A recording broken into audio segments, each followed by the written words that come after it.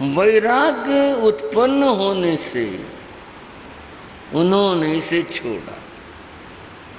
तो वैराग्य ऐसी क्या चीज है जिसके आने से व्यक्ति इतना बड़ा वैभव सुख सब छोड़ देता है? क्या चीज है? वैराग्य शब्द का अर्थ समझो।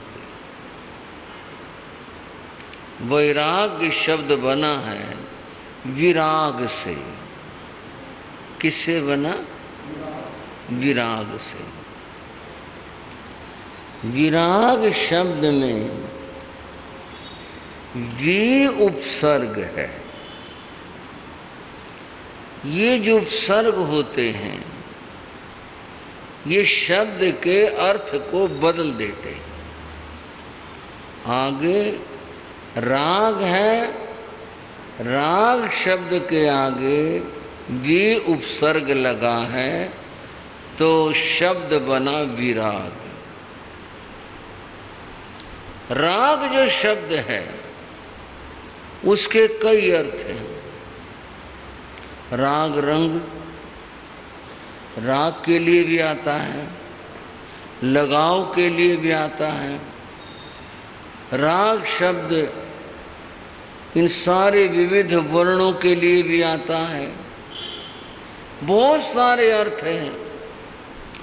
उन सब का एक तात्पर्य है संसार से जुड़ाव, संसार से लगाव। इसका नाम राग है।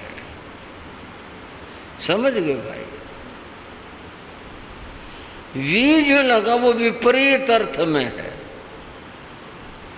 वी जो लगा वह है विपरीत, इसके विपरीत। जो इसके विपरीत है उससे जुड़ाव होना। अब ये जो जुड़ाव था संसार से जो संबंध थे, जो लगाव था, उसका विपरीत इसको तो छोड़ दिया, इसको हटा दिया। राग संसार से लगाव था, विराग अब परमात्मा से लगाव हो गया। ये छोड़ दिया, उससे लगाव हो गया। विराग का जो भाव है समझना, विराग का इसको छोड़कर इससे लगे, इसका जो भाव है उसका नाम वैराग्य है। उनको ये भाव विराग का उत्पन्न हुआ, अर्थात वैराग्य भाव उत्पन्न हुआ, ये छोड़ दिया। शायद आपका मन करता आगे भी चलो, आगे चलनो। आपको पता कहानी है क्या? जाकर साधु बन गए, साधु बन करके तपस्या करी। ये तो ये है कि इंद्र आया था बीच में। कहानी तो ये बात को तो समझना है ना, वो मामला है कैसे, घटा कैसे। ये किम जणयति, भगवान संवेग से जीव क्या प्राप्त करता है? एक भाव है, कई तरह के भाव है। अहंकार एक भाव है, लोभ एक भाव है, क्रोध एक भाव है, अनेक तरह के भाव हैं। यहां है संवेग से जीव क्या प्राप्त करता है। अब ये संवेग क्या चीज है? संवेग किसे कहते हैं? तभी पता चलेगा ना इससे क्या प्राप्त होता है। संवेग की व्याख्या करते हुए कहा, संवेगो मुक्ति अभिलाषा। जिसमें मुक्ति प्राप्त करने की अभिलाषा जागृत हो उसको संवेग कहते हैं। अभी तक तो अभिलाषाएं किसकी हैं भाइयों? संसार के अभिलाषाएं।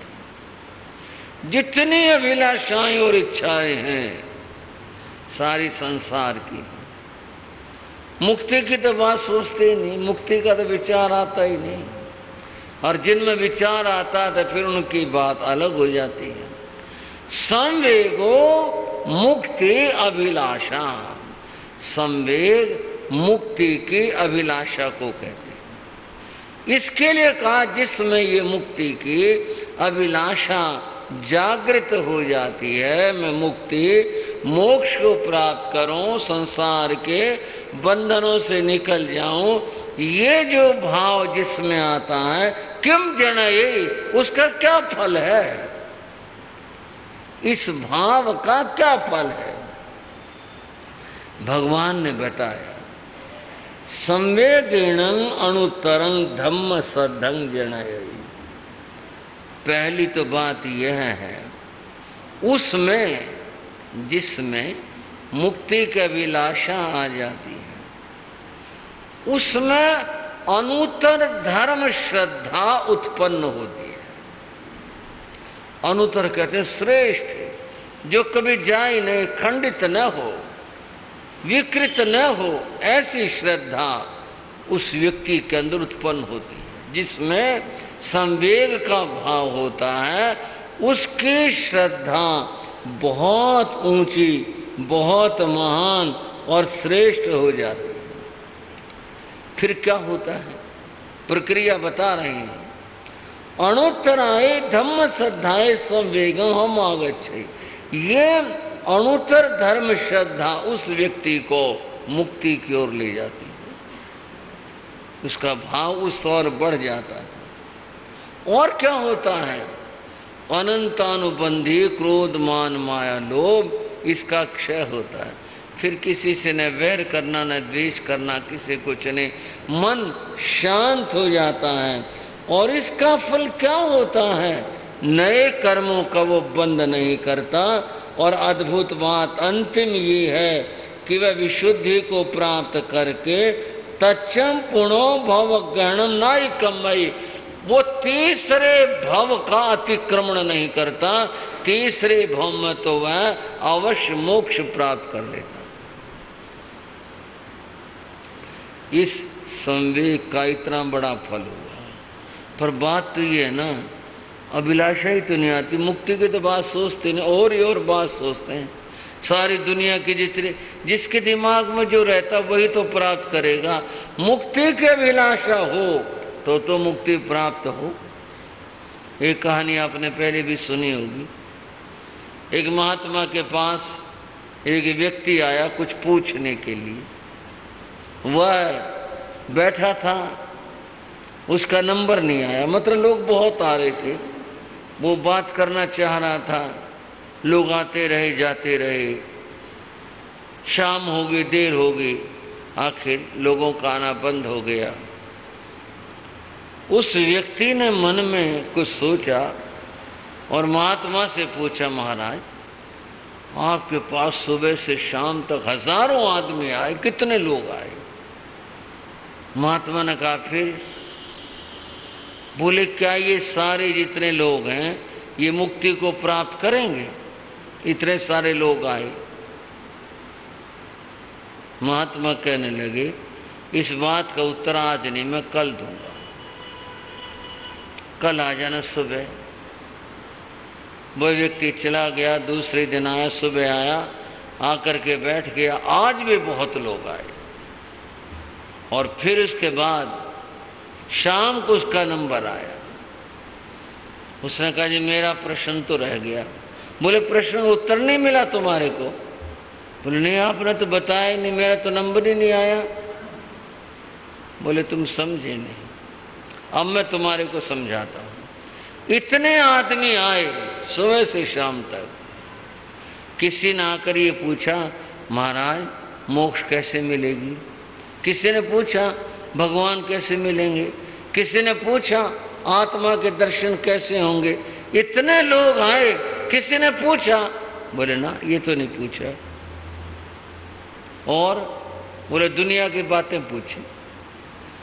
जो दुनिया की बातें, क्या दोहराऊं, दुनिया की बातें पूछी। बोले एक बात बताओ, गांव में तो जब भी पूछोगे ना, जब वहाँ जाना हो किसी को, जब भी रास्ता पूछेंगे, भाई यहाँ से मैं वहाँ जाना, रास्ता बता दो। रास्ता ही नहीं पूछ रहे, जाना ही नहीं है, जब भी तो पूछेंगे। भाई इनको मोक्ष में जाना नहीं है, इन्होंने इसलिए पूछा ही नहीं। इनको जो चाहिए था वो पूछा, मुक्ति में तो वो जाएगा जिसके मन में मुक्ति की अभिलाषा होगी। संवेगो मुक्ति अभिलाषा, पहली बात कही। संवेग वह जिसमें मुक्ति की अभिलाषा होती है। वैराग्य वह जो संसार से हट करके विपरीत गमन करे, परमात्मा की ओर चले, वो वैराग्य है। जिसके मन में वैराग्य हो गया वह तो सब छोड़ करके चल दिया।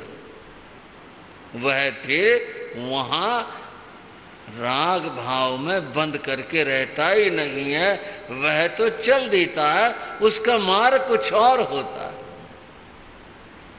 बंधु, ये वैराग्य भाव, ये संवेग भाव उन राजा नमी के मन में उत्पन्न हुआ था। इसलिए देवलोक के समान सुखों को भी छोड़कर वो चल दिए, उन्हें कोई आकर्षण और रुचि नहीं हुई।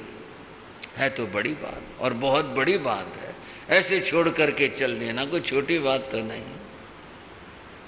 एक चर्चा महाभारत में हुई, और वो चर्चा का कुछ अंश आपने भी शायद सुना हो।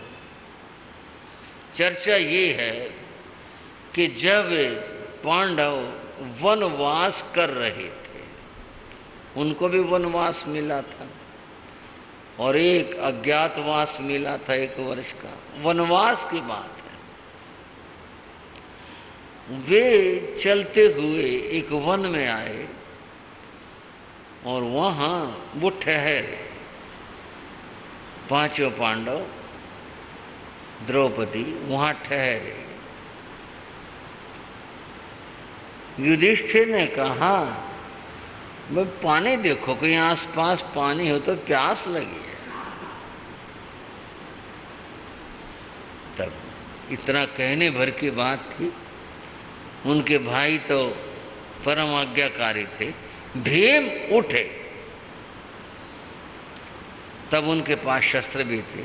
उन्होंने गदा संभाली, बोले भाई मैं अभी लाता हूँ, और वो चल दिए।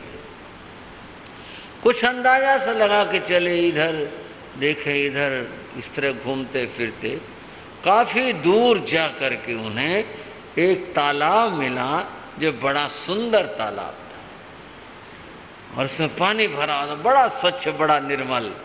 उन्हें बड़ी प्रसन्नता हुई कि भाई पानी मिल गया।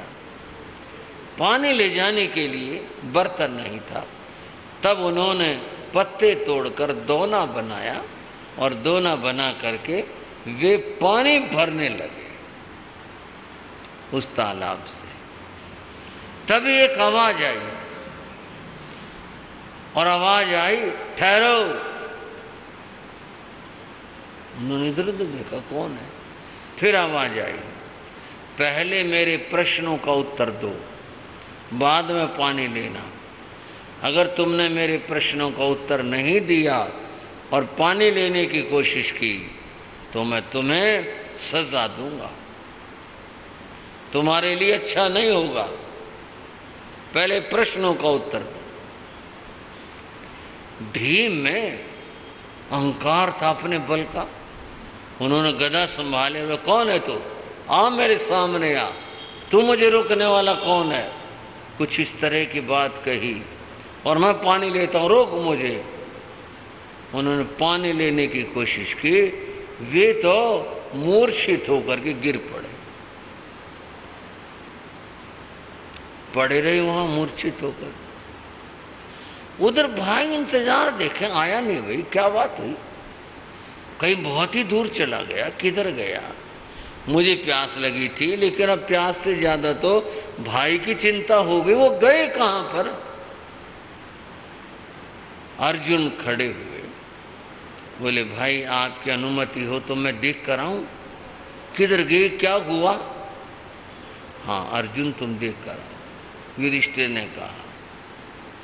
अर्जुन अपना धनुष बाण लेकर संभाल कर जिस दिशा में गए थे उधर चले। चलते रहे, देखते इधर उधर, आखिर वहाँ पहुँच गए। वहाँ देखा भी मूर्छित पड़े। बोले अरे ये क्या हुआ, क्या बात होगी? गर्मी से मूर्छा आ गई? कैसे मूर्छा आ गई? तब उन्होंने सोचा इनको हम उठाकर कंधे लगाकर ले चलूं, आया हूं तो भाई के लिए पानी भी ले चलो। उन्होंने वो दोना उठाया और पानी लेने का प्रयास किया, आवाज फिर आई, ठहरो। उन्होंने इधर उधर देखा, फिर आवाज आई, पहले मेरे प्रश्नों का उत्तर दो। अगर प्रश्नों का उत्तर नहीं दोगे तो तुम्हारी यही दशा होगी जो तुम्हारे भाई की हुई। अर्जुन को क्रोध आ गया। उन्होंने तो धनुष बाण संभाला और बाण चढ़ाया और बोले, कौन है तुम मेरे सामने यार, मैं बताता हूँ। इस तरह की बात करे, मैं पानी लेता हूँ। कोशिश करी, मूर्छित होकर गिर पड़े। भाइयों, ये चारों भ्राताओं की एक एक करके वो आते रहे और सबकी ये स्थिति बनती रही, मूर्छित होकर के गिर पड़े। ये चारों में से कोई भी लौट कर नहीं आया। तब युधिष्ठिर ने कहा, भी वो गए कहाँ, हुआ क्या, बात क्या हुई, समझ नहीं आता। सारे के सारे एक भी तो नहीं आया लौट करके। वे स्वयं चले, देखते भालते वो भी पहुंच गए वहीं। चारों मूर्छित पड़े थे। कोई बात है ये तो, या तो इस तालाब का पानी विषैला है, इन्होंने पिया होगा और ये बेहोश होके पड़े, विषैला पानी है, या दुर्योधन ने कोई चाल चली है। और तो क्या बात हो सकती है, एक को चक्कर आ जाए, सारों को चक्कर तो नहीं आ सकते। कोई बात है, मेरे भाइयों की दशा हो गई, मैं जी के क्या करूँगा। मैं भी ये पानी पी लेता हूँ ताकि मैं भी दुनिया से चला जाऊं। और ये सोच करके बैठे, उन्होंने पानी लिया। पानी में जैसे हाथ डाला, आवाज फिर आई वही, ठहरो।